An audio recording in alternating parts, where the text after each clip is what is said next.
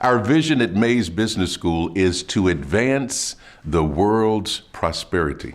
Now, while it's aspirational, it's also attainable. Our mission is to develop transformational leaders who will indeed advance the world's prosperity. In the Mays Transformational Leaders video series, our goal is to spotlight some folks who are exactly what we describe: transformational leaders, people who are making a significant impact on the local community, the state, the nation, the world. We hope you enjoy it. Howdy, Ags. We've got a real treat in store for you today as we join in a conversation between two icons in the retail industry. Don Zale started college at A&M in 1951, but ended up receiving his bachelor's degree from SMU in 1954. Sorry, Mustangs, but Don's an Aggie through and through. 60 years later, he took online courses to earn enough credits to receive his Aggie ring. That's real dedication. The university honored him with a Doctor of Letters degree in 2003. Former chairman and CEO of the Zale Corporation, once the world's largest retail jewelry chain, he funded the Center for Retailing Studies and established the M.B. Zale Chair in Retailing at Mays. Dr. Lynn Berry, who holds that chair, partnered with Don in founding the Center for Retailing Studies. He's University Distinguished Professor of Marketing and Presidential Professor for Teaching Excellence. The author of 10 books on customer service, he speaks to audiences worldwide. In 2015, Mays Business School awarded Dr. Berry the Lifetime Achievement Award for Research and Scholarship. Don, Lynn, thanks for taking time out of your busy schedules to join us. Tell us about how the two of you met and what is the bond that's held this partnership together and kept it thriving for 3 decades. Well, Lynn, you and I met the first time back in the mid-'70s when you were at the University of Virginia, if I remember correctly, and Zale Corporation was having a management meeting, and we asked to find a marketing expert, and one of our advertising agencies came up with the fact that we should invite Professor Lynn Berry from the University of Virginia to come speak to our management. And so we met then, and I don't remember exactly what year that was, but and then when we got involved in Texas A&M and asked them to do the Center for Retailing Studies, and they determined that it was a good thing for them to do, and they hired Dr. Lynn Berry unbeknownst to any of us. And so our paths crossed again, and it's just kind of stayed that way all these years. That's been since almost 40 years ago. That's right. Yeah. Yeah, Don, I wouldn't be at Texas A&M in the Mays Business School if it wasn't for you. And I've been a faculty member here for more than 35 years. But you went to 3 universities in Texas. This would have been in the early 1980s. Yes. You went to UT, you went to SMU, and you went to A&M and talked to the deans of the business schools at each of the 3 institutions with the proposal. And the proposal was that the Zale Foundation for your company and your family, wanted to stimulate interest in retailing in business schools. And you offered some seed money, a grant, a 3-year grant. And as I understand the story, because I wasn't at A&M at the time, but as I understand the story, you said, do with it what you want. I hope you'll use it to stimulate interest in retailing among the students. And if you do, there might be more. And that's correct. We went to the University of Texas, Texas A&M, and SMU. And within a few months, SMU came back and said they really didn't think they could do anything and wanted to give us back our money. And we told them, no, we'll keep the money, it's okay. And then University of Texas marketing professors came to see my boss, who was chairman of the board of Zale Corporation, and told them they really needed $100,000 for their marketing program. They didn't see where they could do much in retailing.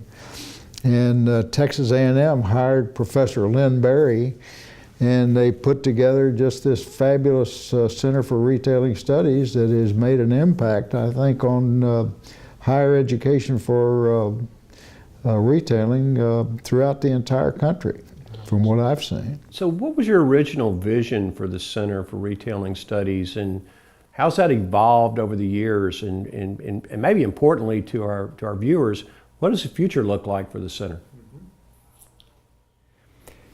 Well, the original vision was to focus on student development as opposed to academic research.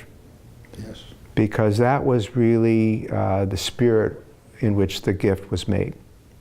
Is retail needs a bigger share of the market of the best and the brightest of business school students. Yes.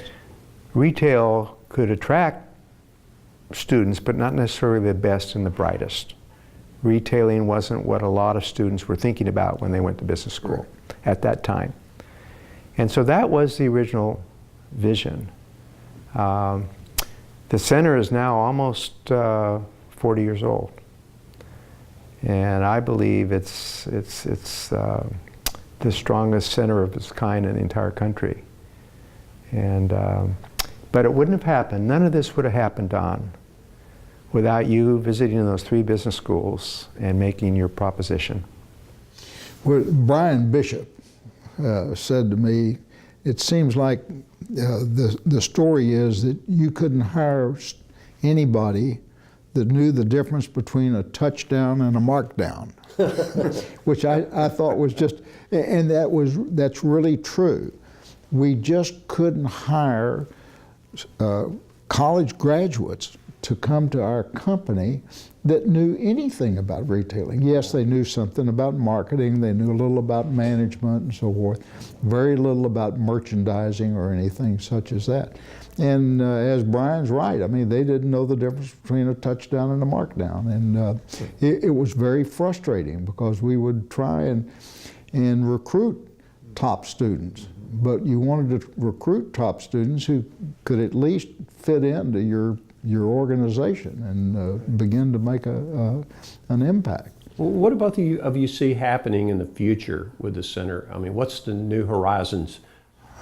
In my judgment, there's big challenges out there, and I was visiting just this morning with Kelly about that. I'm certain her curriculum has got a lot of challenges and a lot of changes that she has to recognize over a period of the years because the industry is changing so dramatically and so rapidly.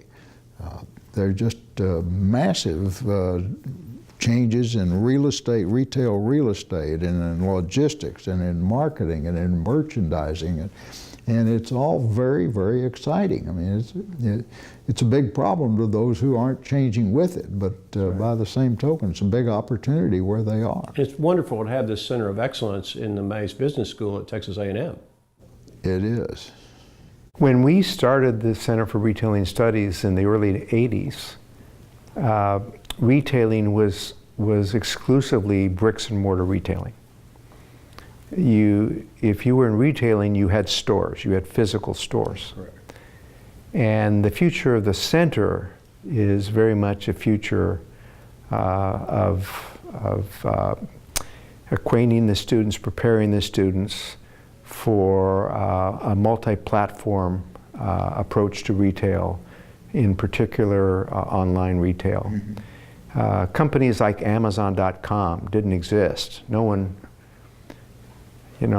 even had a thought about Amazon.com or Google or eBay or Netflix or any of those kinds of companies today that are so dominant on the retail and service scene.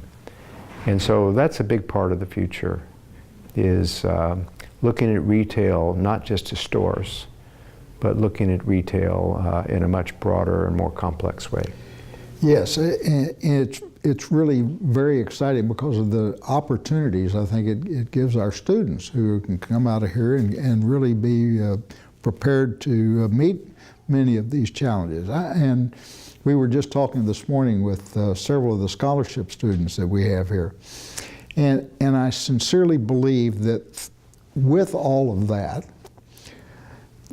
retailing is still about the product, and it's still about the piece of merchandise. And we were talking to those students about the fact that if the merchandise isn't right, it really doesn't make any difference whether you've got the greatest digital marketing or the finest logistics or anything else. You're not going to be able to sell it. So with all of these changes, we still have to remember that the very basic principle is you're selling a product. And of course, your great expertise is in the service that goes along with that sale. And you still have to have those two items. You've got to have the product, you've got to have the service, and then you can sell the rest of it. Yes, absolutely. Well said. Both of you have had amazing careers.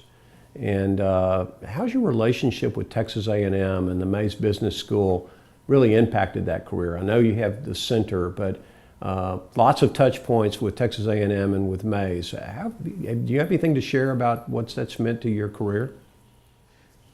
Well, I think that Texas A&M has been a major influence on whatever limited success I've had. I've learned so much in my brief time at A&M, and it probably is more about relationships with people than it was in the formal education that we got. And the respect that you develop for one another and the opportunities that gives you.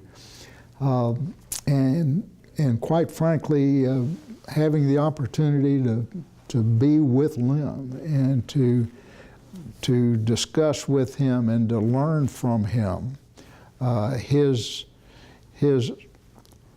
knowledge and the wisdom that he expresses and the challenges that he recognizes for service in our industry, and how important that is just been made a major impact on me. I mean, this guy is the guru. He is the best, and I'm so proud of not only what he's done in retailing, but then his challenge of service in healthcare, I think, is just one of those most extraordinary occurrences that we could possibly have. And so I'm very excited about that. And he's really a champion as far as I'm concerned. And Len, your relationship to Texas A&M and the Mays Business School, what's that meant to you in your career and that trajectory? It's being at A&M, being at the Mays Business School, it's just been the perfect home for me. I just can't imagine a better place to have had my career than here at the Mays Business School. I came from the University of Virginia, and that was a high quality school, but Texas and Virginia are very different culturally. Mm-hmm. And I just felt so much more welcome when I first came here. Welcomed by the business community, welcomed by my colleagues here in the university. Even embraced in a sense that I like to do academic research that makes a difference, that can serve society, that makes things better, and that matters. And this is a business school that's always recognized and celebrated that kind of work. That's not true in all business schools. You know, I always wanted my work to be rigorous and relevant, not just rigorous. And rigor and relevance is the mantra here at the business school. So I've just felt really comfortable in the work I've I've done in retail, much of it of an applied nature, designed to actually help retailers do business better. And then as I shifted into healthcare, the same thing. Sure. My colleagues here in the business school have been so supportive of my work in healthcare. And I could, if I was at another business school, that might not be the case. They might say, Barry, why are you doing all this in healthcare? We're a business school. Yeah. Why aren't you focused on business like you're supposed to be? So it's just been a very welcoming place for me to do the work that I do. But I also want to add, Don, that had I not come to Texas A&M, I really wouldn't have gotten to know you, and we wouldn't have become such good friends. Yes, we met when I was at Virginia, but we just met, and we probably wouldn't have met again had I not come to the Mays Business School. And being your friend and learning from you and spending time with you and Barbara, our wives, and all of us together. We used to celebrate 4th of July together, and we did. You and I would take long walks in Colorado, a couple of old guys that would walk for 2-3 hours at a time, and had great talks. We did. And I remember telling you once, Don, that you are one of the best business people that I know. Well, thank you. Oh, what a nice compliment. Yes. Thank you. The mission of Mays Business School is to be a vibrant learning organization that creates impactful knowledge, just as you spoke of, Lynn, and develops transformational leaders, as you know. What comes to mind to each of you, both of you, when you think about transformational leadership? Well, I was telling the group that we met with this morning that one of the most inspiring things to me is when you speak to any retailer who has employed students from Texas A&M, they universally will tell you that the students who come from this institution, from Mays Business School, are ready to go to work, they're ready to make a contribution, they want to help the business. They come in with an attitude that is extraordinary. That they don't have the philosophy that we know everything, that we're here to learn as well as to help, but we want to work and we want to help you make things better. Mm-hmm. And that's the product of this institution. And it's extraordinary, it's exceptional that you hear this universally. And not only do you hear this about the students who come from Mays, but you hear this, really, I have a grandson-in-law who's an engineer, and his organization says the same thing. You know, they love to hire Aggies. And it's just, it's a fabulous tribute to the students, that they have such great professors and they have such great opportunities. When I was in college, if you ever went to see your professor, it wasn't for something good. They didn't call you in because you were a nice guy. Generally, you were called in because you were flunking out or your paper was lousy or something like that. And today, when I see the relationship between the students and the faculty, it's really very, very heartening. It's gratifying, it's exciting. And I think that the students get so much more from it, and I'm sure the faculty does as well. Yes.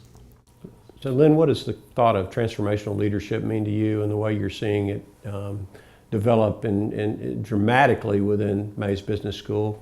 What are your thoughts?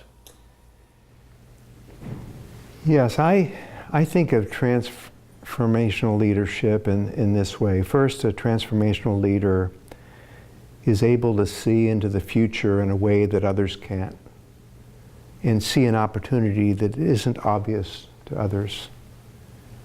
A transformational leader also has the perseverance and the courage to pursue a dream, a big dream,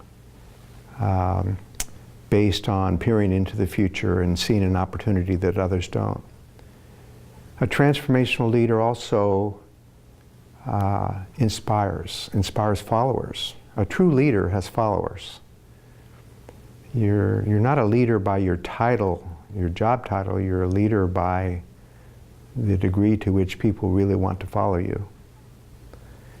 And finally, last but not least, a transformational leader is someone whose core principle in business and in life is to create not just financial profit, but social profit. Make the world better in one way or another. Yes.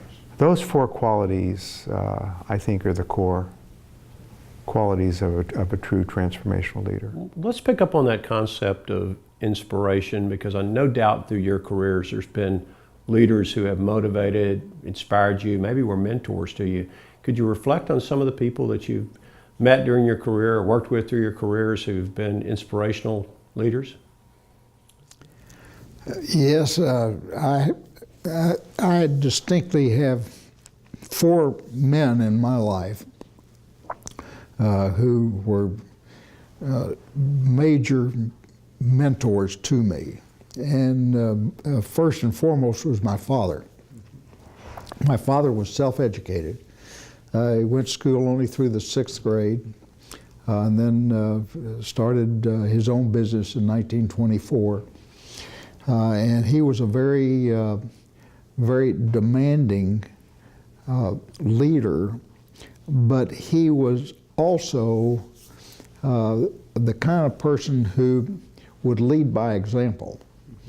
He would never ask you to do anything that he wouldn't do himself. And he was very detail-oriented, and yet he was quite extraordinary at seeing the big picture and seeing this next opportunity. I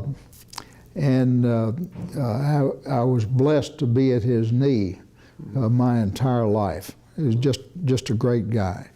Very philanthropic as well, and a man of simple needs personally, but recognized great opportunities to build a business. Then I had an uncle, a guy by the name of Ben Lipshe. And Ben Lipshe was a mentor of mine. I spoke to Ben Lipshe almost every day of my life from the time I graduated college. Wow. He was an absolute workaholic. He was at the office every day at 6 o'clock in the morning, 7 days a week, and we would speak daily. And if he had sent me to the West Coast and he got to the office at 6 o'clock in the morning, well, it was time for him to call me. Well, it was 4 there. It didn't make any difference to him. But Ben also led by example in terms of his dedication and the fact they gave me so much confidence in myself that I could do anything that you never wanted to disappoint them. Then we had another guy who ran our stores. His name was Al Gartner. And Al Gartner delighted in chewing me out almost every day of his life. And yet when he'd get through, he'd put his arm around me and say, you know, you are one of my best guys. But he would still chew me out every day. Wow. And then I had a guy by the name of Sam Bloom.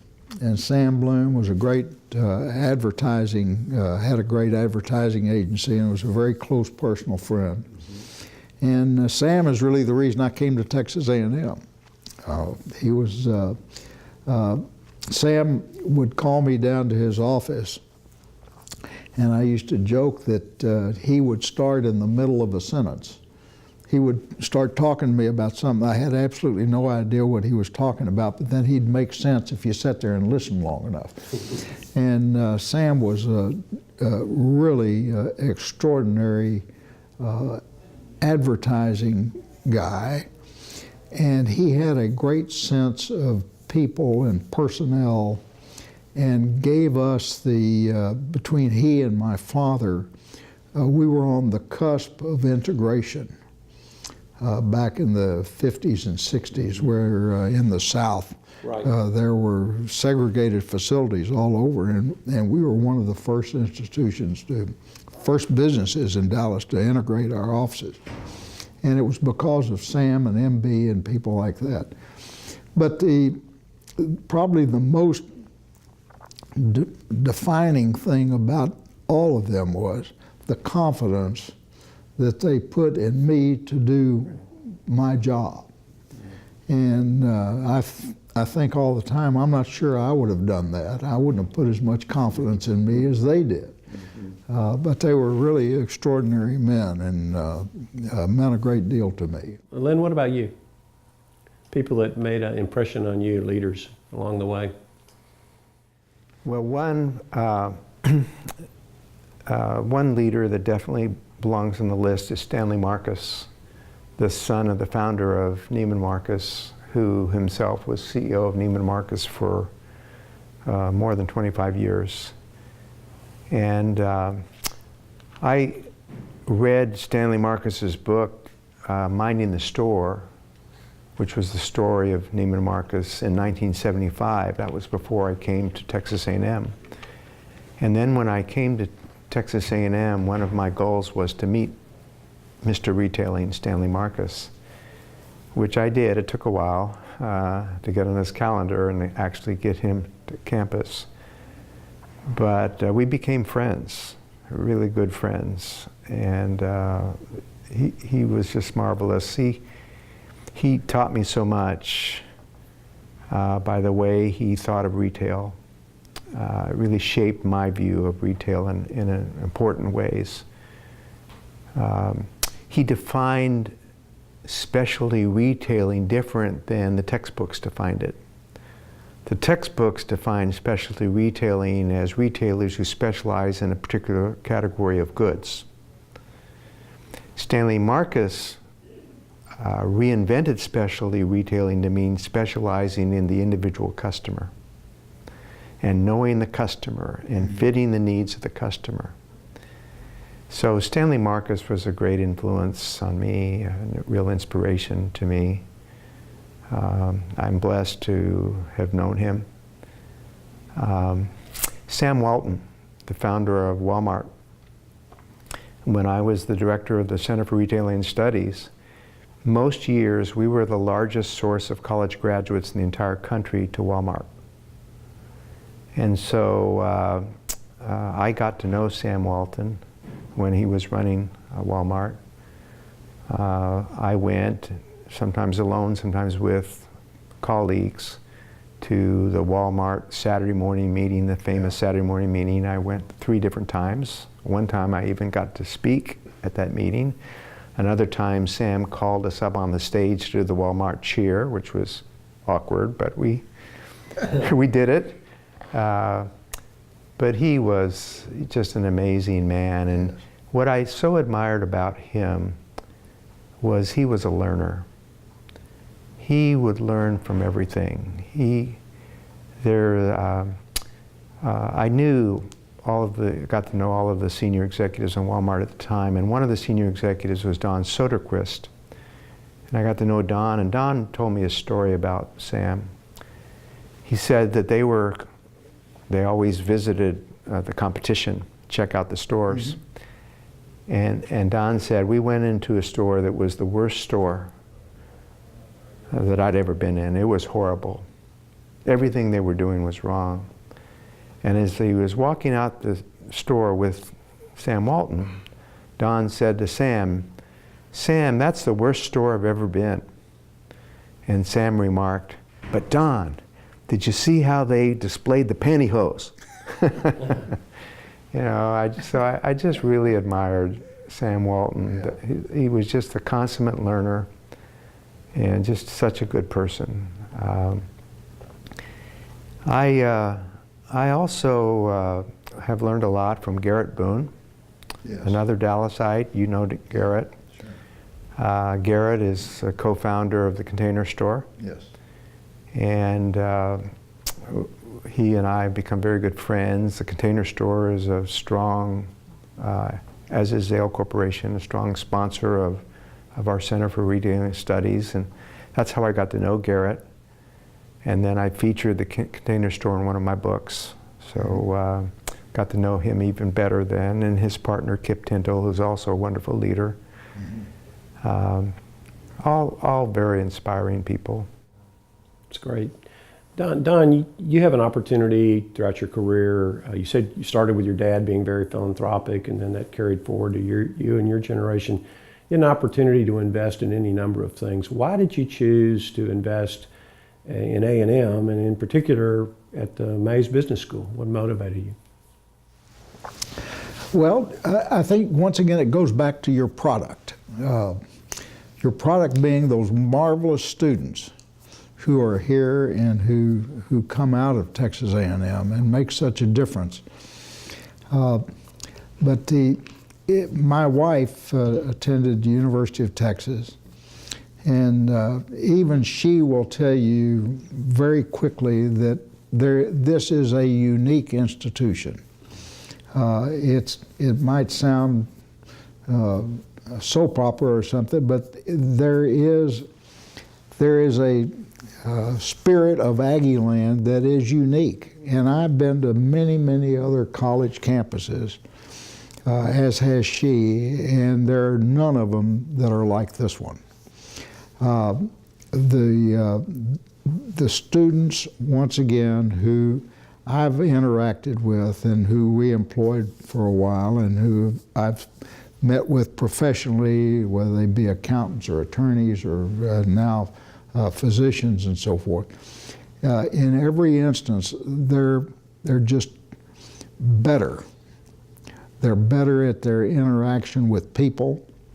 They're better in terms of their wanting to know more about you,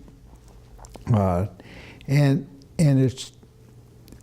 it's just almost indescribable when you think about how Texas A&M is so unique from other great institutions, and there are a lot of wonderful universities in this great country of ours.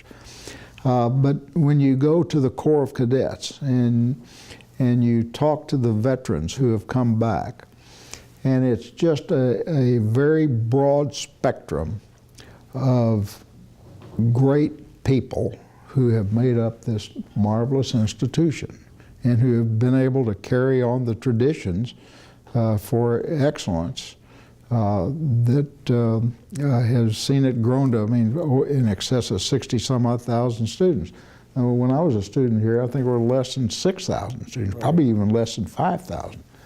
But the spirit, the uniqueness of this student body, you don't come down here and hear that all the kids have got crazy hairdos and lots of tattoos and all that kind of stuff. They're straight-laced, hard-working, want to go out and make a difference. So it makes it easy to invest in that, doesn't it? It does. So as you reflect, both of you, on your careers, and boy, you've got fabulous experiences through your lifetime and your friendship, how do you want to be remembered? What do you want your legacy to be? And maybe start with Lynn. Well, I actually, many years ago, wrote a mission statement for myself. I teach that, that businesses should have a mission. Why not people? And so I wrote it down on a little piece of paper and I carry it in my wallet. It's a tattered piece of paper right now, but I always have it in my wallet. And at the top it says purpose. And I have two comments on this sheet. One, inspire others to reach higher. And 2, contribute to the quality of life through better service and practice. So that's what I've tried to do in my career and my work, is inspire my students to reach higher, inspire those that read my published work to reach higher, to do better, and for my research to make a difference, help make the world a little bit better. Don, how about you? What's your legacy? Well, I've really never thought about me as having a legacy, but I can tell you how what is important to me in life. And Gerald Ray, my dear buddy over here, and I have talked about this forever, and I boiled it down into 9 words. And I recall back in 2003 when I was shocked that Texas A&M was going to give me an honorary Doctor of Letters degree, and I think this guy here had a lot to do with that, by the way. And I thought a lot about that. I was invited to make a talk to the graduating class, and I thought a lot about what I would say. And I boiled it down to 9 words of how to live a decent life, and that is that first you've got to be proud of yourself, and make certain that you conduct your relationships with others in such a way that you can look yourself in the mirror at night and say, that was okay. And secondly, you've got to love your work. You've got to be able to do something that you're passionate about that does bring something good to the world. In my case, I was very fortunate to be able to run a company that hopefully we brought some happiness to a lot of customers, and we made it a good place to work, and that we benefited our shareholders. And so I was fortunate in that I did love my work. And then lastly, and my last 2 words I think are my most important, and that's give back. Yes. That I've enjoyed giving back as much as I've enjoyed anything in my life. And so I guess if my legacy is that I worked hard and had some modicum of success, but really enjoyed giving back to help others, that'd be okay with me. It's wonderful. Well, Don, Lynn, this conversation could literally go on for hours. I heard that sometimes your walks in Colorado did go on for hours. I want to thank both of you for igniting a spark that's going to motivate future generations of Aggies to build similar relationships, friendships to yours, and write their own stories of success, write their own mission statement, write their own 9 powerful words. Ags, stay tuned for future programs where we will profile other outstanding Mays Business School alumni and discover their paths of transformational leadership. Until then, gig 'em.